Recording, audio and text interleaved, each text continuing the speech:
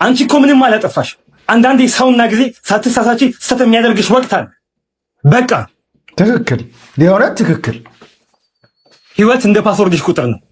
ሁላችንም ከጀርባችን ብዙ ዜሮች አሉ። በምንም ሁኔታ ውስጥ ብንሆን ግን አንድ ብለን እንደ አዲስ መጀመር እንችላለን። አዎ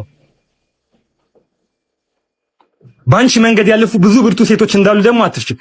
ትናንትና ሲሰድባቸው ሲንቃቸው የነበረ ሰው ነው ዛሬ ላይ አቤት እቺ ልጅ እኮ ጥንካሬዋ ብሎ የሚያሞግሰው። ደስ አይልም? ጸልይ፣ መኖርን ብቻ ምረጭ። ሌላው በጊዜ ይስተካከላል። በአንዴ ሞቲቬት ነው ያደረጋት። በቃ ልጅቷን ንብረቶችሽን ተረከቢ። መኖር አለብኝ። ሁሉም ነገር ቀላል ይሆናል።